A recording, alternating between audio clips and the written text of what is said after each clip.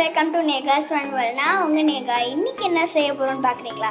இன்றைக்கி எங்கள் அப்பா வத்தக்குழம்பு செய்கிறாங்க. வாங்க எப்படி செய்கிறாங்கன்னு பார்க்கலாம். அனைவருக்கும் வணக்கம். நான் இப்போ வத்தக்குழம்பு செய்ய போகிறேன். வாங்க வீடியோவில் வாங்க, எல்லாரும் பாருங்கள்.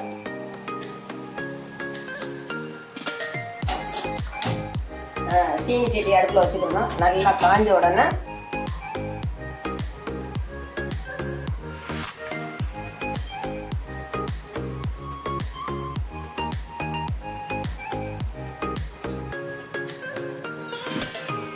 எண்ணெய், கடலை எண்ணெய், சுத்தமான செக்கில் ஆட்டுனா கடலை எண்ணெய். அதுக்கு பிறகு வெந்தயம் அரை ஸ்பூன் போடணும். கடுகு அரை ஸ்பூன் போடணும். போட்ட உடனே அது நல்லா வெடித்த உடனே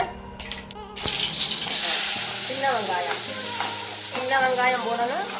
வெள்ளைப்பூடு போடணும். ஏதாச்சும் ஒன்று போட்டால் தான் அது டேஸ்ட் இருக்கும். அதனால நான் வத்தக்குழம்புக்கு சின்ன வெங்காயம் போட்டிருக்கேன். சின்ன வெங்காயம் நல்லா கருகாமல் நல்லா கொஞ்சம் சிவப்பாக வந்த உடனே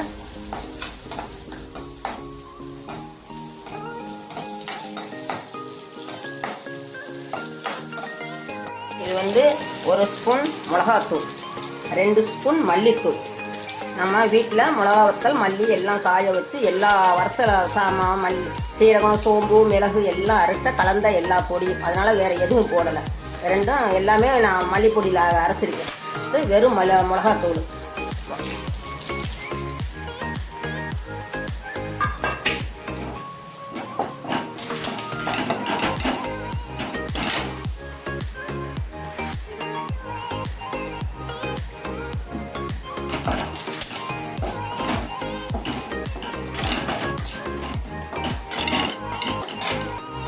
பாருங்க, தேங்காய் அரைச்சி வச்சுருக்கேன். தேங்காயில் வெங்காயம் மட்டும், சின்ன வெங்காயம் மட்டும் அரைச்சா போதும்.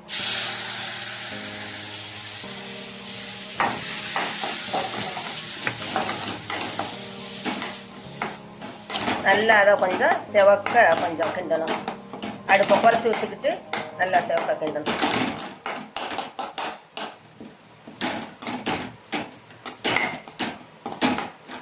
அது பொறுத்து தக்காளி அரைச்சி வச்சுருக்கேன். ஏன்னா சும்மா ஒரு அரை இது அரைச்சி வச்சுருக்கேன்.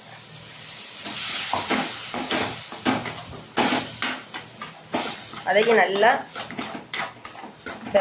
கொஞ்சம் சிவப்பாக வர எல்லாத்தையும் கிண்டணும். உப்பு சுண்ட வத்தல்ல உப்பு இருக்குது. அதனால நான் லைட்டாக போடுறேன். அப்புறம் சாப்பிட்டு பார்த்துக்கிட்டு பத்தாட்டை எடுத்துக்கலாம்.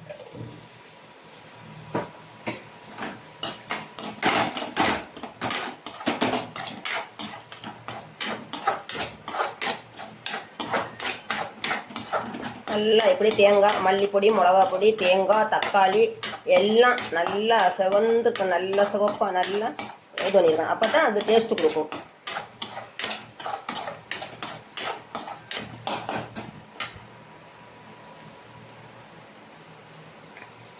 அதுக்கு பட்டு இந்த சுண்டவத்தை நம்ம போட்டு தீவானையில் வறுத்து வச்சுருக்கேன். அதேமாதிரி நீங்கள் உங்களுக்கு எப்படி இஷ்டமோ அதே மாதிரி செய்யுங்க.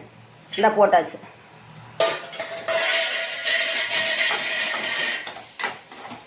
போட்டு அதோட ஒன்றா நம்ம எல்லாம் அது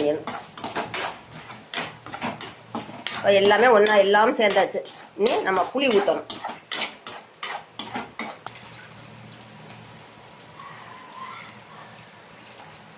வாரணும். நம்ம குழம்புக்கு தக்கன எத்தனை பேர் நம்ம இருக்கோமோ, எங்கள் வீட்டில் 4 பேர். நாங்கள் 4 பேருக்கு தக்கன புளி ஊற போட்டிருக்கேன். வத்த குழம்புக்கு கொஞ்சம் சுள்ளுன்னு புளி கரைக்கணும் கொஞ்சம். அப்போ தான் வத்த குழம்பு டேஸ்ட்டாக இருக்கும். பாருங்க, ரொம்ப தண்ணியாக கரைக்கக்கூடாது. ஏன்னா எல்லாம் வதக்கி அரைச்சிருக்கோம்ல, அதனால் ரொம்ப தண்ணியாக கூட்டக்கூடாது. அது சுண்டவத்தை வறுத்தாச்சு, அதனால் ரொம்ப தண்ணியாக வேண்டாம். வத்த குழம்பு ரெடி. பாருங்கள், எண்ணெய் பிரிஞ்சு வந்துருச்சு. வத்த குழம்பு சுண்டிருச்சு. இதே மாதிரி இருக்கணும். சாப்பாட்டுக்கு டேஸ்ட்டாக இருக்கும். அப்பதான் இன்னைக்கு என்ன சாப்பாடு? எங்கள் வீட்டில் இன்னைக்கு சாதம். ஓகே. அதுக்கு பிறகு எங்கள் வீட்டில் வத்தல் குழம்பு, சுண்ட வத்தல் குழம்பு. ஓகே. அதுக்கு பிறகு எங்கள் வீட்டில் முருங்கைக்கீரை துவரம். ஓகே. அதுக்கு பிறகு எங்கள் வீட்டில் கத்தரிக்காய் எண்ணெய்க்காய், எங்கள் தோட்டத்தில் காய்ச்ச காய். அதனால் அவ்வளோ டேஸ்ட்டாக இருக்குது. உரம் போடாத கத்தரிக்காய். அதுக்கு பிறகு அப்பளம். அப்புறம் எங்க வீட்டுல சமையல் ரொம்ப ருசியா வாருங்க, எல்லா மக்களும் சாப்பிடுறதுக்கு வாருங்க. இந்த வீடியோ உங்களுக்கு பிடிச்சிருந்துச்சுன்னா லைக் பண்ணுங்க, ஷேர் பண்ணுங்க, மறக்காம சப்ஸ்கிரைப் பண்ணுங்க. தேங்க்ஸ் ஃபார் வாட்சிங்.